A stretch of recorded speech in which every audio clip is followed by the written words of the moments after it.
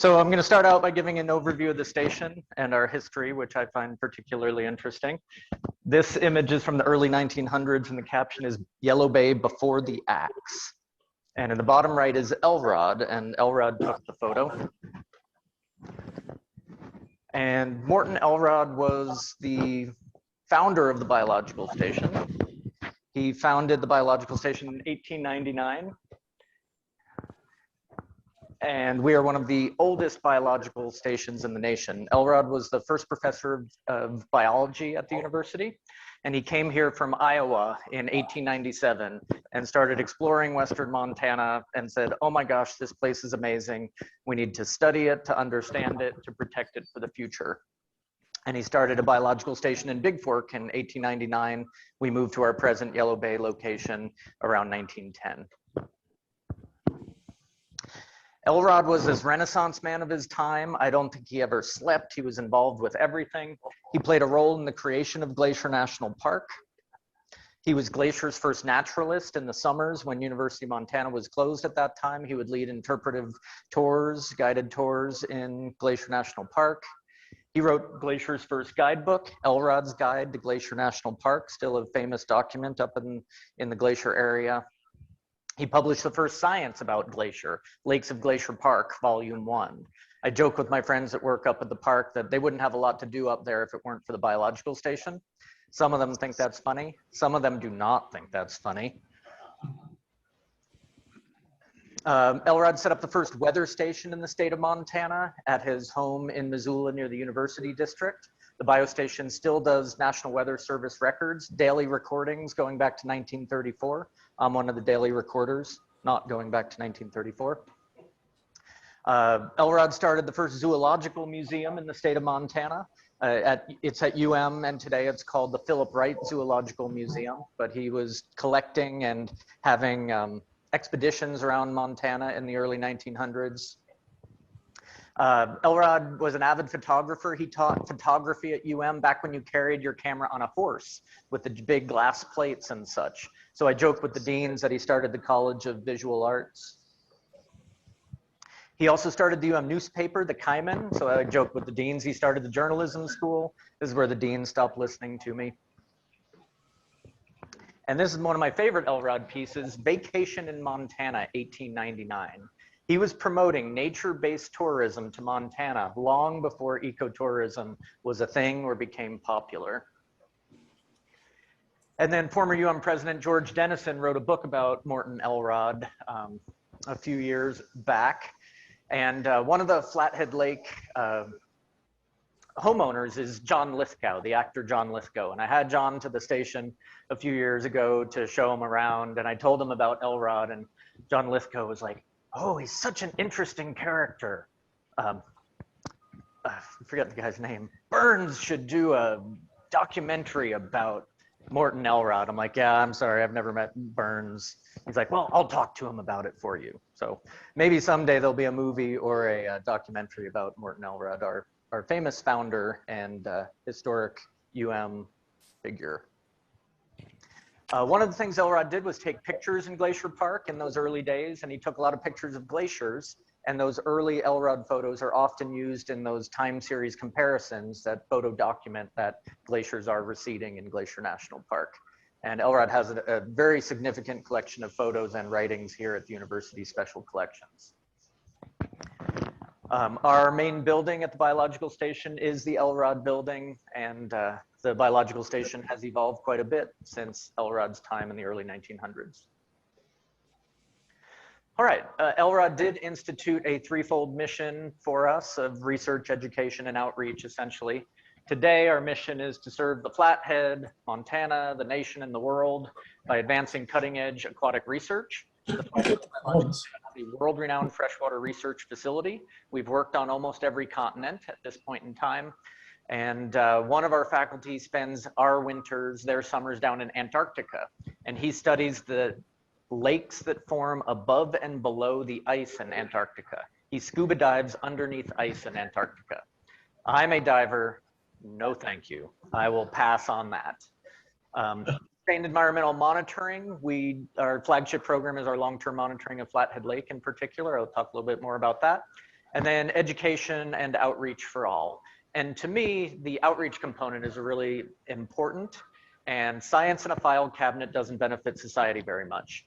And unfortunately, the end goal for many scientists is to publish in a scientific journal that nobody reads. Certainly not the county commissioners or the elected officials that make the decisions that influence the ecosystems that we care about. So I take it as an honor and a privilege to be able to talk to any type of group that's willing to listen. We talk to elected officials, we talk to chambers of commerce, we talk to business leaders, service groups like Rotary, groups like yourselves. So at least we're bringing the best available information into the discussion and into the decision process. Doesn't mean the best decisions are made, but at least people have been given the information that is available. All right, so a little bit about the station in the modern era. In 2016, we got a new director, Jim Elser. He's a global phosphorus expert. And in 2016, when we started, we had 20 full-time personnel. Today, we have more than 40. And in the summer with seasonals, we have almost 90 people on payroll. So the last few years have been a time of extreme growth and excitement and new things going on at the biological station. As I mentioned, we have a new director, but we got a couple of new faculty positions, and part of our growth in staffing is as those new faculty build up their research teams and put students on our books as well.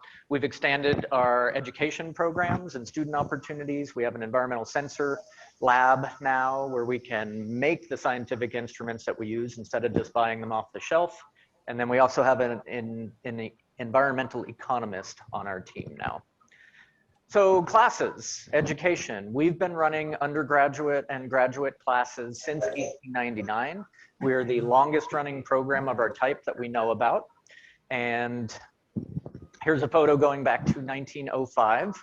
And what I like to say about this photo is that our accommodations have improved. We now have cabins and we don't stick people in wall tents unless we have to. But the dress code has not.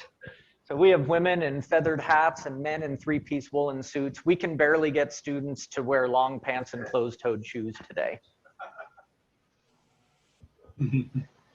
Here's a photo of a more recent class. Our classroom is the wonderful outdoor environment of the Flathead. A lot of time out on Flathead Lake. This is Wild Horse Island, down the Swan River drainage, Glacier Park, lots of Forest Service land. And we have small class sizes, less than 15 students, so there's a lot of student and instructor contact. A lot of hands-on learning outside. It's much better to experience and learn from the natural environment directly, get wet, get dirty, get tired, do it again, than it is to listen to somebody wearing a button-down shirt, giving a PowerPoint. And we get students from around the nation for our summer program. We typically recently have 50 to 60 students. About a third of them come from the University of Montana, and the rest come from around the nation and even around the world. A couple years ago, I think we had students from 25 states, 21 different universities in 3 countries. So we get this wonderful melting pot and mixing pot of people from different ecosystems, backgrounds, social standings, and it is great for people to learn from each other in addition to learning from the instructors and from Montana and the natural landscape. We have lots of philanthropically funded scholarships. Almost 50% of our students get scholarships to attend our classes. And as you can see, there are some great testimonials up there about the impacts of outdoor, small class, hands-on learning. Another educational activity that we've been growing recently are internships, in particular, paid interdisciplinary, I can barely say the word, interdisciplinary internships. And what we discovered was that over time that the biostation had become very specialized for high-end water researchers only. And the number of high-end water researchers in the world is like this, right? But a field station opportunity can be very life-changing and important. And so we wanted to expand that opportunity for students of more backgrounds. And so today, this year, we're actually offering we have 16 internships going this summer in those and other fields. And it's really interesting because we offered 10 and we have 16. And so I'm a scientist and all that, but I don't know how that math works. But the goal is for students of different backgrounds who are doing independent projects and working with a mentor, but also with each other to learn from each other. And then it's important for these to be paid. We want these opportunities to be available to students of all backgrounds, not just the ones who can afford not to work in the summer. And my observation is that most students have to work in the summer these days to be able to pay for college moving forward. We also now have a formal K-12 education program. We call it FLARE, the Flathead Lake Aquatic Research and Education Program. And the goal of that is for every kid that grows up in the Flathead watershed to be engaged by or learn from Flathead Lake science and biological station science. The kids growing up in Western Montana are so fortunate to have abundant, clean, clear blue water as their norm that we want them to understand it, understand how incredible it is to have that as your normal, and to learn about the creatures that live there, and therefore to appreciate and steward it as they become the professionals of the next generation. All right, so a little bit about this wonderful lake. So Flathead Lake is the largest natural freshwater lake by surface area in the Western US. And I say natural because man-made reservoirs like Fort Peck are larger. I say freshwater because the Great Salt Lake of Utah is bigger. And I say by surface area because there's this small lake in California and Nevada that makes the same claim by volume. Lake Tahoe is deeper than Flathead Lake. Lake Tahoe is over 1,000 feet deep. Yes, they do have more water. But if you look at us from space, we have a larger footprint and we have a larger surface area. So Flathead Lake's bigger, right? That's what I'm going with. Flathead Lake is the 79th largest lake in the world, and of the large lakes in the world, it is one of the cleanest. My previous boss, Dr. Jack Stanford, the director of the station, he used to say that of the large lakes in the world with people living around it, we are the cleanest, because a lot of the large lakes in the world are up in the far north, Alaska, British Columbia, Russia, Siberia, where there aren't a lot of people yet. And Flathead Lake and the Flathead watershed has world-renowned water quality and water clarity. People literally come from around the world to see what clear blue water is like. And we are very fortunate to live in a place like that. Unfortunately, most of the waters of the world are scarce, they're brown, they're green, they're deteriorating. So again, when I talk to the young people around here, I really try to hammer home how special it is to have a giant water body like Flathead Lake, crystal clear. You can practically drink out of it, and that is it's a real blessing. And Flathead Lake Biological Station, we have one of the best lake data sets in the world. We have data going back to the founding in 1899, but we put in place a scientifically rigorous protocol in 1977. And this data has guided all kinds of management, political decisions, and protected the lands and waters of Western Montana.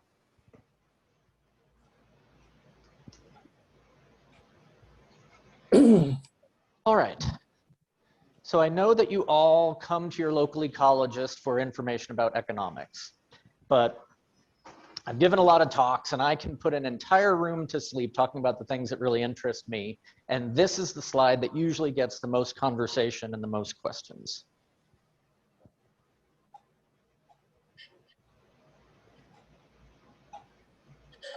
And it's about the importance of environmental economics in the Flathead.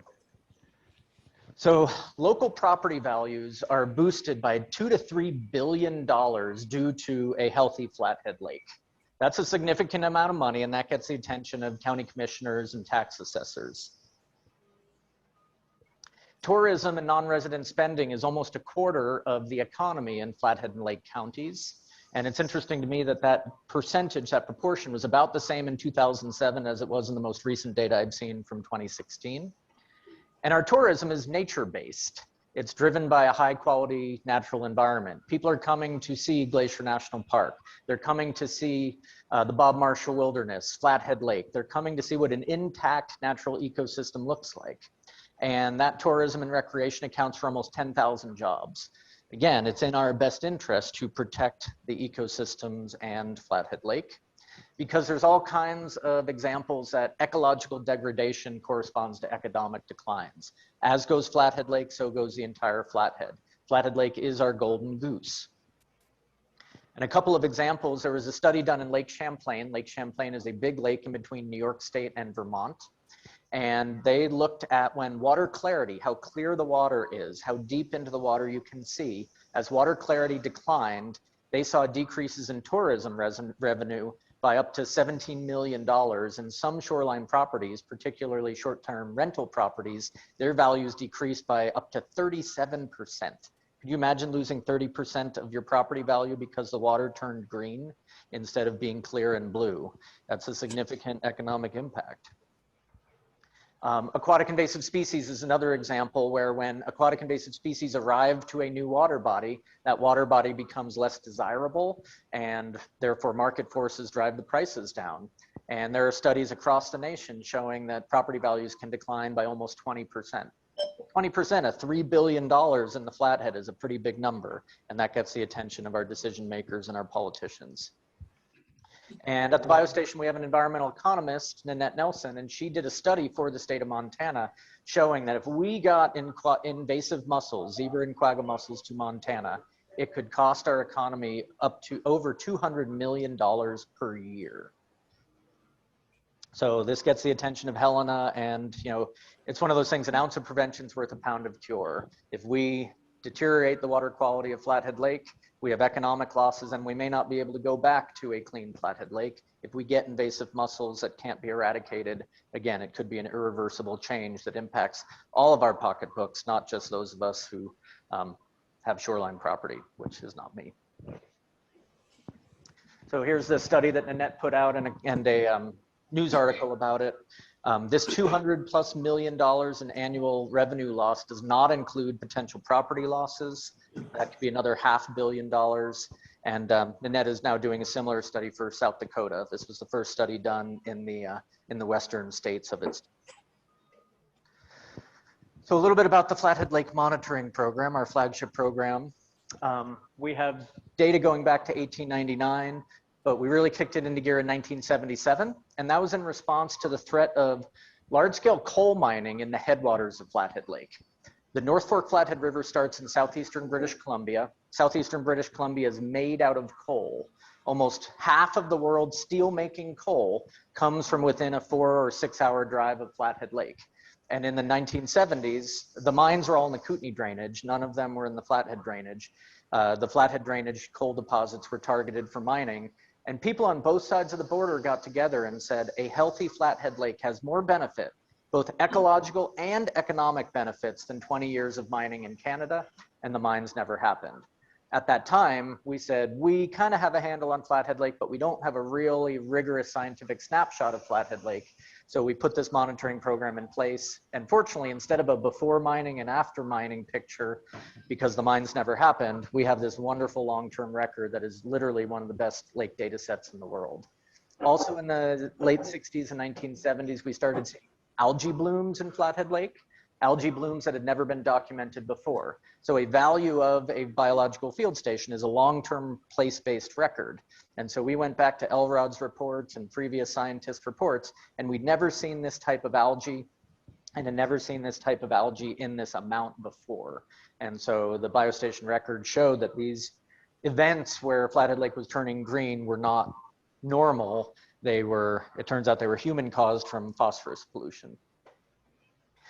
And we have our own laboratory at the biological station. We conduct most of the analyses in-house, and that's related to water chemistry, the nutrients in the lake, the biological community being algae and zooplankton. And that's mysis shrimp, a really famous invader of Flathead Lake that we've been monitoring its presence since it was discovered in 1984. All right, so some few historical photos of the early monitoring. Back when Flathead Lake used to freeze, we used to have to drill through the ice to collect our winter samples. Flathead Lake hasn't frozen entirely since the 1980s. And we've even gotten some local celebrities like Monty out there to help us sample. His dexterity isn't great. He was actually kind of a sloppy field hand.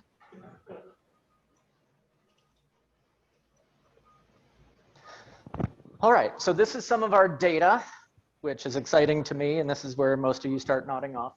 But this is using a device called a Secchi disc, and it is to look at water clarity, how clear the water is. And it's basically a black and white dinner plate.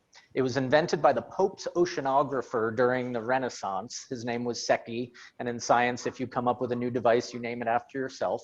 But it's probably the longest running used scientific device. And you basically lower this black and white plate into a water body until you can't see it anymore. And then you measure the depth of the string that tells you how deep into the water you can see. So deeper readings are better. Deeper readings show that water is more clear in a particular water body. And this is our record going back to 1977 of Secchi disk depths, how clear the water is. And what's pretty amazing is that the water is as clear today as it was in 1977. And that is a really incredible thing about Flathead Lake. Flathead Lake is still clear. Flathead Lake is still healthy, because that's in contrast to a lot of lakes. Bottom left is Lake Tahoe. Lake Tahoe in the 60s, you could see 30 meters into Lake Tahoe. Today, you can only see about 20 meters into Lake Tahoe. It's getting greener, it's getting cloudier, and that is a pattern in most global lakes today. So Flathead Lake is this outlier. Flathead Lake is often this oddball. We just did a comparison of Flathead Lake to 200 lakes in the world, looking at water temperature. Most lakes are getting warmer. Flathead Lake just stays super cold, and it's just a pretty unique and special lake and situation. This is one of those algae blooms that we tried to avoid. This is from Flathead Lake. This was a small localized bloom in the early 2000s. And this is what you don't want to happen. And if we as humans introduce too many nutrients or pollutants to a lake, this can be the outcome. And it's aesthetically unpleasant. But the other problem is some of these algae are actually toxic and can cause health issues. There was a really tragic story up in Foy's Lake near Kalispell about a decade ago. They had a toxic algae bloom. Somebody's dog drank the water and died. And so it's not just a unpleasant thing to look at. No one likes walking around on slimy rocks, but also can be biologically harmful to people and our pets and livestock. Another way in which we monitor Flathead Lake is what's called the Swim Guide, and this is a partnership with the Flathead Lake Open Water Swimmers Club. Think about that. These people swim across and around Flathead Lake. Flathead Lake is never warm. These people are hardcore, and I'm impressed by them. And then the Confederated Salish Kootenai tribes, and basically we have, it's always growing. I think we're up to 14 regularly used swim beaches and state parks around Flathead Lake, and volunteers take samples, and then in our laboratory we run those for biological contamination, coliform, E. coli, and the things that would make us sick. And Flathead Lake regularly passes these tests with flying colors. This is a way that our laboratory and our monitoring can help the general public know that their favorite swim beach is still scoring an A+. We also monitor other lakes in the Flathead. The big three in Flathead are Flathead Lake, Whitefish Lake, and Swan Lake. We have a long-term monitoring program in place on Whitefish Lake and work with the partnership of Whitefish Lake Institute. And then in Swan Lake, we work with the Swan Lakers Watershed Group. And so we have long-term records in all of these lakes, and all of these lakes are doing great. All right, so a little bit about invasive mussels. I mentioned them earlier. The two long-term threats to Flathead Lake, going back to the 60s and even earlier, are nutrient pollution from human activity. That's what would turn the lake green from blue, and the arrival of new invasive species. And we have a lesson with the mysis shrimp story, which I don't have time to tell today. But the more new arrivals, the more things change, and sometimes, in most cases, those changes are bad. And so knocking on the gates of knocking on the door, are invasive zebra and quagga mussels. Invasive zebra and quagga mussels originally come from the Black and Caspian Seas of Eurasia. They marched across Europe. They arrived in North America in the 1980s, and they've been coming towards Montana ever since. And this is what they do to things. They totally cover things. In the upper right, that's a shopping cart that was in Lake Erie for 6 weeks. Just kidding, more like 2 years, but I like to get the reaction. The bottom beach, that's 6 inches deep of dead mussel shells. These mussel shells are razor sharp, and they cut your feet, and they also harbor toxins and foster infection. And then think about a 6-foot layer of dead mussels. Think about that piece of seafood you threw in your trash and forgot to go to the dump for 2 days. Think about the smell. So they impact our recreational enjoyment. And on top of that, these mussels, they filter feed, and they can eat up to 80% of the food in a water body. And if they are monopolizing and eating 80% of the food, there's not a lot left to go around for the other species. In some lakes in the Midwest, you get the mussels, they eat all the food, and you lose your fish. Yes, you can lose your fish if you get these mussels. So we don't want them in Montana. We certainly don't want them in Western Montana or Flathead Lake because they are bad. And so the biological station, we've been working with a number of partners for years now on early detection watch, because if you find them early, you can beat the battle against invasive species. If they get well established, then there's often no hope of eradication. So in addition to Flathead Lake, we work with a number of partners to sample about 40 lakes in Western Montana, looking for rivals, in particular these zebra and quagga mussels. The largest infestation of zebra quagga mussels ever eradicated is about 30 acres. Flathead Lake is over 100,000 acres. So if they got to Flathead and were widespread, there is no technology to get rid of these mussels. So it's all about prevention, prevention, prevention, and that starts with public education and awareness.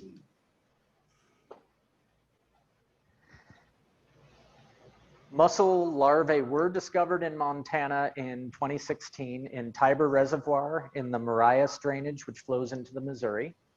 They haven't found the adults, but we've been continuing to look. But that really ramped up the state's action related to invasive mussels. And at that time on Flathead Lake, the state was taking 9 or 10 samples a year in Flathead Lake. The Confederated Salish and Kootenai tribes that manage the south half of the lake and the biological station kicked into gear in 2016 and instituted a significant monitoring program. And 3 times a year now, we sample 30 sites around Flathead Lake. So we went from about 10 samples a year to almost 100.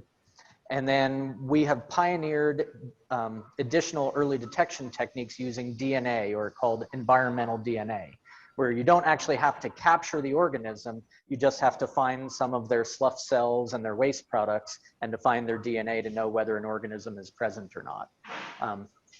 It's pretty incredible. Like, when I was getting trained, you caught everything with a net. You had to physically have and see a specimen. And now you can pull a net through the water and run an analysis of that water and see what DNA is in that water.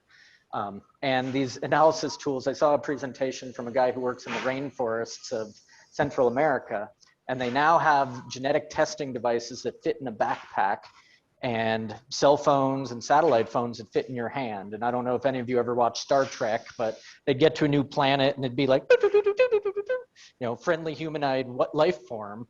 Well, we're that far away from Star Wars with genetic testing in remote places of the planet now, within my lifetime. All right, so many of you have probably heard of the Flathead Lake monster. I don't believe that there is a dinosaur in Flathead Lake.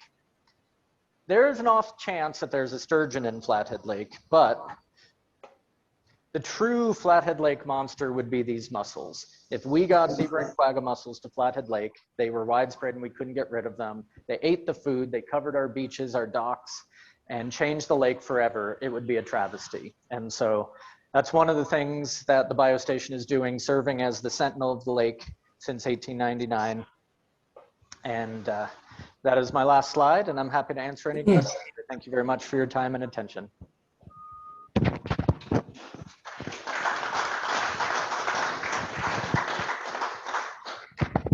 One quick note to Zoomers, I think we have Jerry and Lee whose mics are not muted. If you could mute, thank you.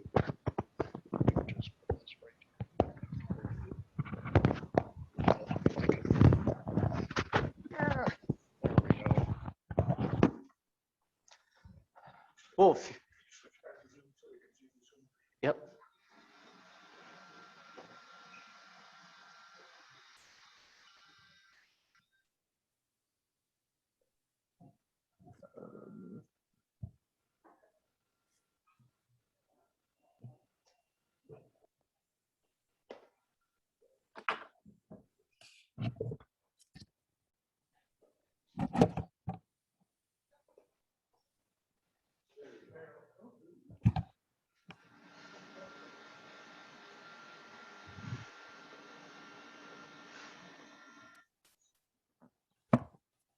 All right. Wolf, I saw your hand go up. Great presentation. Thank you. Oh, thank you. Question, if you detect DNA, muscle DNA in the lake and or algae bloom, what kind of measures can you take to eradicate it in early stages? Sure. So, Repeat the question so that people don't see it. yep. The question was, when you do detect an algae bloom or an aquatic invasive species like a mussel, what can you do? So with algae, when you get a bloom, the problem has already started and you can't fix that bloom, but what you can do is get to the root of what caused that bloom. And in our case, it's phosphorus pollution from human additions of phosphorus. And so in the 60s and 70s, when these algae blooms were first being documented, the biostation and others looked into the cause, determined it was human inputs of phosphorus. And so basin-wide, we, society, undertook a large-scale phosphorus reduction campaign. And there were three main aspects of that. First was upgrading the sewage treatment plants in the Flathead Basin to reduce phosphorus being released in the wastewater. And in the 80s and into the early 90s, as all of the watershed sewage treatment plants were upgraded, we had in the Flathead the best sewage treatment plant network of any watershed in the US. The next thing is to expand the sewer and take away septic systems from areas of shallow groundwater. A septic system works by having your wastewater infiltrate through the soil and have the soil basically strip it of nutrients and pollutants before it hits groundwater. And so during that time, if any of you know the Kalispell area, Evergreen and portions of Kalispell along the river corridor were included in the sewer system to have their wastewater pumped away and treated by a centralized facility. So those two things decrease the amount of phosphorus input coming out of wastewater. And then the third main thing that was put into effect was a ban on phosphorus containing detergents. So phosphorus tends to be sourced from geologic and soils and rocks. Well, it also works really well to pull dirt and stuff out of our clothing and out of our dishes and so forth. But when you wash with phosphorus containing detergents, your wastewater is very, very enriched in phosphorus. So by reducing or eliminating or banning phosphorus containing detergents in Flathead Lake and Missoula counties, those are the three counties in Montana that have phosphorus detergent bans, that also decreased the amount of phosphorus that was going into the river system and the lake.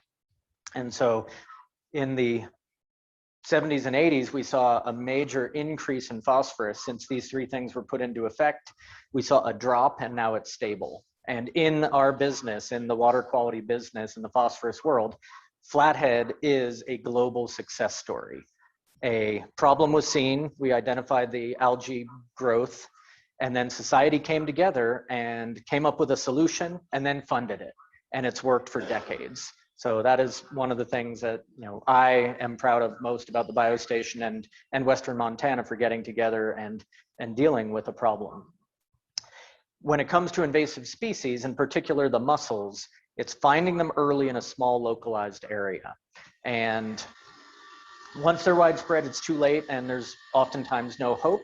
With the mussels in particular, there's a variety of different eradication tools in the toolbox. One is a bottom barrier. You basically cover them with a tarp and suffocate and starve them. Another thing is toxic chemicals. In the Midwest, one example I can think of, the mussels were found in a bay in a lake in Minnesota near a boat ramp in a marina. That tends to be where the mussels are found first because they're transported overland and upstream on our boats and our trailers and our recreational gear. And they actually curtained off the bay and dumped a bunch of poison in to kill the mussels and unfortunately everything else in that bay. There are molluscicides, there's copper sulfate, there's high concentrations of bleach, there's a variety of different tools to kill things. And then when the mussels are dead in that particular area, they took the curtain away, let the lake mix, and then in that case, that worked. Small localized area. Right now, everyone is hoping there's a silver bullet out there. A biotech company in England has come up with a compound that kills the mussels. They've gone to the home environment in the Caspian Sea. They found a virus that affects these mussels, and they've deactivated the virus and have come up with a compound that kills these mussels. Now, what we need to know is that it kills those and only those mussels before you go releasing a portion of a virus into an ecosystem. And they have used that in some tests, and it does seem to work. It's still really expensive, and you have to use a lot of it, so it's not cost effective quite yet. But there's a number of different companies on different continents who are trying to come up with the silver bullet for killing the mussels. So it all comes down to finding it early, then figuring out the cause, and then getting together as a society and investing in the solution. Do you have confidence that the phosphorus thing is long-term successful, or are we going to backslide for some reason because somebody invented a different long soap or a different something? Yeah, I'd say the biggest threat to our phosphorus reduction is increasing population. So this worked when there were 80,000 people living in the Flathead. I just saw something that the Flathead grew by 40% in the last 5 years. And so we're getting into that zone of the danger of loving a place to death. There's been a lot of shoreline development around our waters, and most of those new homes are not on sewer systems, they're on septic systems. Septic systems only work in certain types of soil and certain geographies. So it's not that the technologies have changed, it's just that the sheer volume of inputs from more people, more human activity on the landscape I worry that they're starting to strain the filtering capacity of the watershed. We're not seeing the warning signs yet, but that's why we're monitoring out there every month of the year to watch for them. For example, if this is somebody comes and her favorite laundry soap she bought with her from somewhere else, it's phosphorus. Yep, it is problematic, and for a while there actually was a black market trade in the Flathead of phosphorus containing detergents, and people would do just that. And a lot of the people, this new soap doesn't work like the old stuff, but it's a pretty small scale thing. Most people who live in the Flathead now weren't around during the phosphorus soap ban controversy era, and we just buy what's at the store. But yeah, there's ways around it, but that's a pretty small portion of the population, and it might have a localized effect, but not a widespread one. Yes, sir. Tom, as the watershed, Glacier Park, Canada, this disappears, prediction, what will happen to Flathead Lake? All those glaciers are gone. The proportion of water that we get from glaciers in the Flathead is really small. It's 3 or 4%.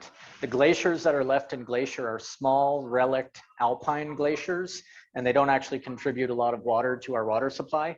It's predominantly snowmelt, and then we're starting to get more rain.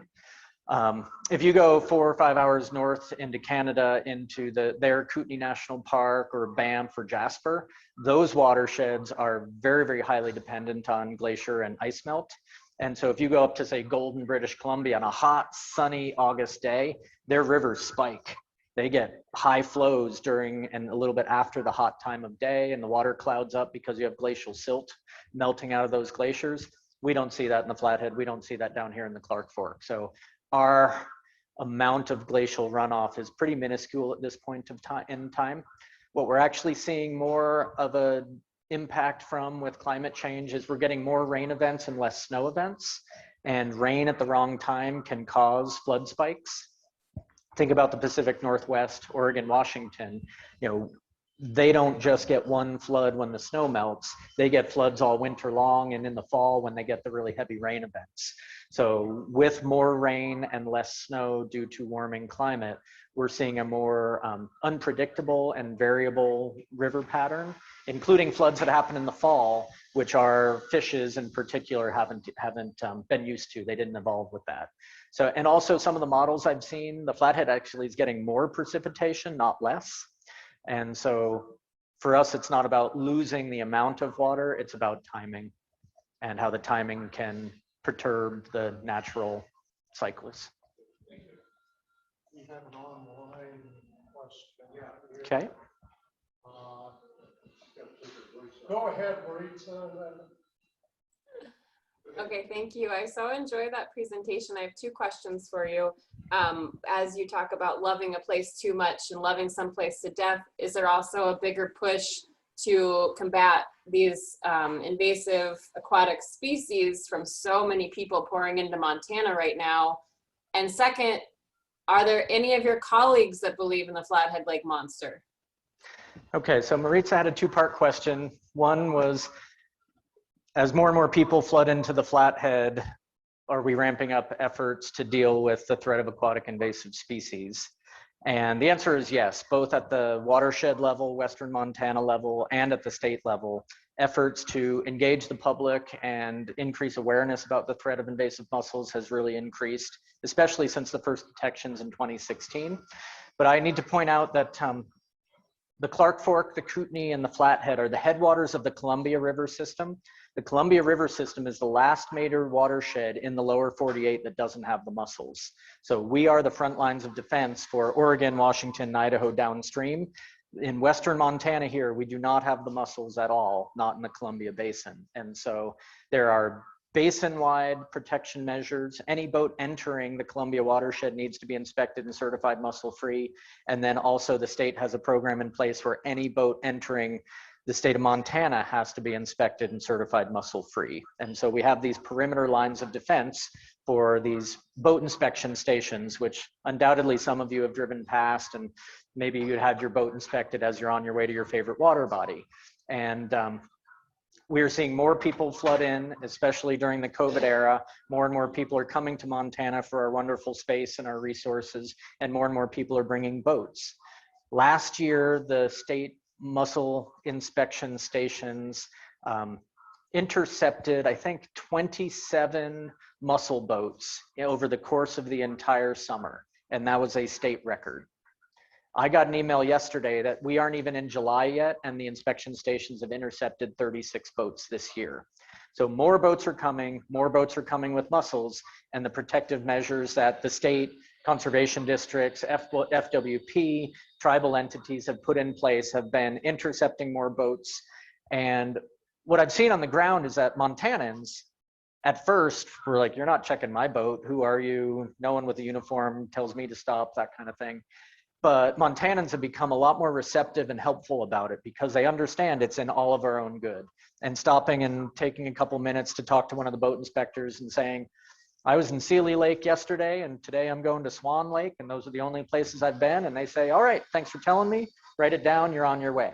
But if somebody shows up from out of state and says, you know, this sailboat was in Lake Michigan for the last 2 years, that boat is going to get a rigorous inspection and possibly get a professional cleaning before it's allowed to launch in state waters. So yes, the efforts have increased and they've been more successful, and public awareness is key, which is why I talk about the mussels. Maritza had a second question about scientific evidence of the Flathead Lake monster. There is no documentation scientifically of a Flathead Lake monster, but there are lots and lots of anecdotal accounts. And there are accounts by people who have nothing to gain by making up a story about seeing a sea monster. One of them was the longtime judge in Polson, right? This is one of our upstanding political and legal figures. What in the world does he have to gain by saying he saw something unexplained, right? A lot of fishing guides, a lot of long timers in the Flathead have seen things that look weird, and most of those accounts look more like a sturgeon than they do like a brachiosaurus or plesiosaurus, like a sea monster. Sturgeon are a gigantic, long-lived prehistoric fish, and they exist one drainage to the north in the Kootenai, and they exist downstream in the Columbia watershed. So there certainly could have been sturgeon in Flathead Lake at some point in time. I've met a woman from Polson who has shown me the scar on her arm from when a sturgeon bit her from when she was a kid. There's a sturgeon mounted at the museum in Polson that apparently was pulled out of Flathead Lake. But after it was caught in Flathead, it was brought on a pickup truck to claim the reward that one of the business owners had put out there. And some people claim he drove downstream to Idaho, caught it, and drove it back to the Flathead. But that fish was brought to the biological station. This was 62 or 64 or something like that. And scientists did a stomach content analysis to see if the food in the sturgeon's gut could have come from Flathead Lake. And the scientific determination was, drum roll please, inconclusive. So as of today, there's no scientific accounts of sturgeon in Flathead Lake, and no, I don't know what it takes to formally document a Flathead Lake monster, but I want to believe that there's a sturgeon out there. I want to believe that there are things out there that we don't know about, because otherwise life is pretty boring. All right, in the back, sir. Yeah.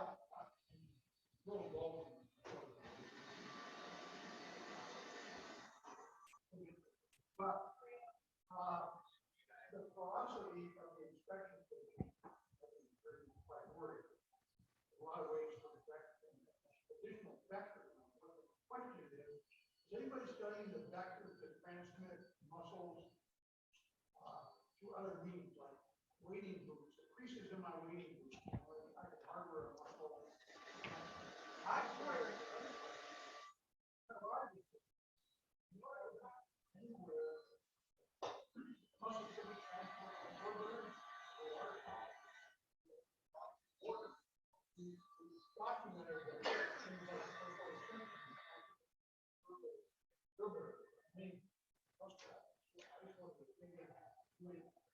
Yep, so we got a compound question about the porosity of our muscle defenses related to the boat inspection stations and how the muscles move around, and studies and information we have about that.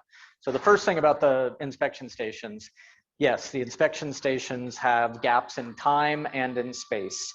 We set them up these days as early as March because we've discovered a lot of snowbirds come back from Arizona, Southern California, and Nevada. Before the inspection stations were previously set up, you know, some years it wasn't until Memorial Day. And you've had 2 months of intense boat travel that have taken place before the inspection stations are in place. Not all of the inspection stations are open 7 days a week or 24/7 in Montana. Other states do have 7 days a week, 24 hours a day. So there are gaps in space and time. We know about them. We're doing our best. But I also know, you know, up in Big Fork, friends of mine that they like to fish in Canyon Ferry, they like to go to Tiber Reservoir, and they intentionally drive at night so that they don't have to stop at the inspection stations. So you notice that rule out there that 95% of people are always going to do what they're supposed to. There's always going to be that 5%. I know that 5%, unfortunately, and I tell them, you know, what they should be doing, and they're free-thinking Montanans and they make their own choice. But we know that there are gaps in the system, and a lot of it comes down to awareness and policing ourselves. But those inspection stations are good education points of contact, and they are intercepting boats of people who are unaware of what they're doing. So the other question was how these mussels get around. You mentioned waders and wading boots. Absolutely, invasive species have been moved around by wading shoes and wading boots. In particular, felt-soled wading shoes. They can harbor organisms and they don't dry out completely in between uses. Felt-soled wading shoes have now been banned in several states. Alaska, Vermont come to mind. Felt-soled wading shoes have been banned in entire countries. The country of New Zealand does not allow you to bring felt-soled wading shoes. So rubber-soled or cleated wading shoes are recommended now by the biological community. When evidence of this came up at the biostation, we threw away like 20 pairs of felt-soled wading shoes that we'd had for a long time because they can harbor aquatic hitchhikers. Then the last question you've asked about dog fur and waterfowl. There has been some speculation that the mussel larvae could travel in wet dog fur. I've not seen any documented evidence of that. But I did see a study where a bunch of scientists basically tortured ducks and covered them in mussels, forced them to eat mussels, and then put them in wind tunnels and then caught all of their feces. And the study showed that ducks are not moving invasive mussels around, or at least that study did. But they did a very rigorous trial and study of how it could happen with waterfowl in general, and they did not get a positive on that. But I hear about that as a question all the time. Yes, sir. On a bigger scale, without listening to you make a presentation of your world, I have been listening to quite a few people when I was on the East Coast. An old timer told me, when I was a sailboat, and he said, someday this country is going to have to realize all that money we're spending up there, we need to start spending down here. He's talking about the ocean. And as I see all this documentation going on, the condition of our ocean waters, I hear what you shared with me, and I thought some other records about the condition of water. I think it's a worldwide problem. I think what you are accomplishing is a wonderful foundation for people to believe that it is possible to do things. But it also makes you realizing now the more people you have to deal with, it's not just going to be your group, it's got to be our civilization. It's going to support this, because what I'm hearing is if it keeps going the way it's going, we won't be around because we won't have any water. Can you respond to that, or is that an amateurish observation that is overblown by the media? So the comment or question was that as we get more people, we're threatening our water resources, including our oceans, and how do we handle that? Well, you're right. As we have more and more people, we have more and more threat on all of our resources. As a water scientist, I tend to think that water is our most precious resource. Your brain is 80% water, your body's 60% water. You can live without food for a lot longer than you can live without water. And so from a selfish, self-interested standpoint, protecting our waters is protecting ourselves. And that's how I approach it. And no one likes being told what to do. So my thought is we have to convince people that protecting our waters is in all of our own best interest, because we're really good at operating in our best interest in almost every case. So there is a global freshwater crisis. Something like a quarter of the world doesn't have access to clean water on a daily basis. And in developing countries, the time that people spend going and getting water is staggering. The amount of people that die from waterborne illnesses that could be easily remedied with hygiene and medicine is mind-boggling. So yes, we are globally at a really difficult point related to population and available fresh water. Here in Montana, we're sitting pretty, and I live here with my head buried in the sand, kind of. Related to the oceans, 80% of the world is ocean, and we have spent more money and more time getting people to the moon and getting spaceships to Mars than we have learned about 80% of our own planet. And that's a really mind-boggling thing to think about. But as resources get more scarce and the economics support exploration in the deep portions of the ocean, we're going to continue to pull more and more things out of the ocean. Deep sea mining is this new frontier that the technology and mining companies are really expanding upon. Overfisheries in the ocean has been going on for a long, long time. We actually have an oceanographer at the biological station. He came from the University of Hawaii, a world-renowned oceanographer, and he is using oceanographic investigation techniques in Flathead Lake. And in terms of a scientific research and expenditure comparison, if you take all the research on fresh water and add 4 zeros to it, that's what you get for your ocean budget. Us freshwater people, we're the tiny rural cousin of these giant oceanographic research endeavors and organizations like Woods Hole, for example, or Monterey Bay has a big one as well. So they're doing a lot of research into the ocean. Ocean's really complicated and things are changing in the ocean in ways that I don't think we fully understand, but the continued threats and pressures on the ocean are not going to let up, in my opinion. But we don't drink the ocean, so that's not going to get it as quickly as polluting our fresh waters, in my mind. Perhaps one final question. We're over already. Thank you, sir. Are there serious negotiations between Canada and the United States, including the coal fields up in Canada? And what is being done so that they don't infiltrate our rivers or headwaters or the Flathead and other rivers? Is there some serious negotiations about keeping water clean? So the question is, are there negotiations between the US and Canada related to keeping transboundary waters clean, in particular related to the coal mines? So the mines in the Flathead never happened. And so the headwaters of the Flathead continued to flow in a pristine way across the US border. The biostation battled those coal mines from the 70s through the mid 2000s. And at the 2010 Vancouver Olympics, the Premier of British Columbia and Montana Governor Brian Schweitzer signed a document of agreeing to leave the Flathead watershed alone, and subsequently federal acts were passed through both Canada and the US to protect what we call the North Fork Flathead River. So for now, until Parliament and Congress taketh away, the Flathead is protected from extensive coal mining.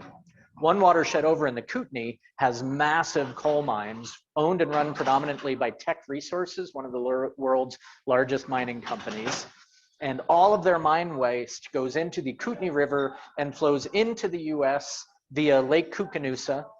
And then that water flows out in the Kootenai River, goes through Idaho and through the territory of the Kootenai tribes of Idaho, and then back into Canada. And the main pollutant that our research has shown is selenium. And so selenium is a trace mineral that we all need on some level to grow and be healthy, but in high concentrations, it can cause all kinds of negative health effects. There's also nutrient pollution and there's other trace toxins, but the selenium concentration entering the US from Canada is really problematic. And for a while, Montana and British Columbia were working together in good faith to try to remedy the situation. But then Montana discovered that Canada was basically just stalling. And so I guess in 2020, just last year, a new selenium standard for cleaner, more stringent protection was put in place for the waters of the US, and that will impact the waters coming in from Canada. So the US EPA and Montana Department of Environmental Quality worked together to say, we've been operating with you in good faith, Canada, for the last 10 or 15 years, nothing's changed, and we have to go to these measures now. And so we are in regular conversations, and it's basically going to come down to an international lawsuit of the US against Canada, because the water from the Canadian mines is entering the US, is degrading US water quality, and now we have standards on the books that they are in violation of. And so we have a full-time research scientist at the station who is dealing with this transboundary pollution, and our environmental law intern this summer is looking further into the differences in mining and water quality policies in British Columbia, Montana, the US, and Canada to try to come to some type of solution. Brenda online may have a question. Okay.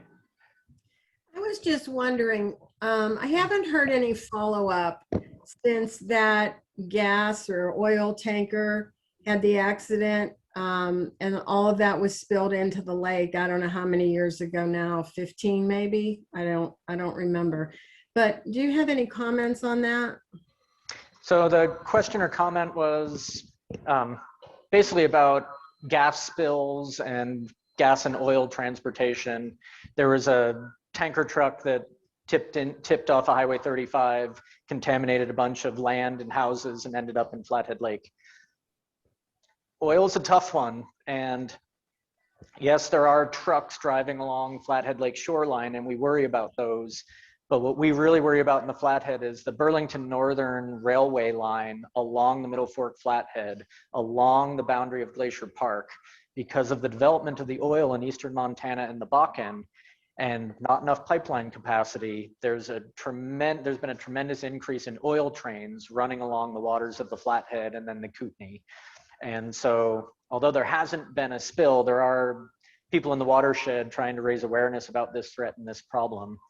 Unfortunately, one of our administrative associates at the biostation, her parents owned one of the houses that had the gasoline dumped on them, and they still don't have a drinking water source 15 years later, and they still can't use the basement of their house because you have gasoline fumes coming up through the soils into their home.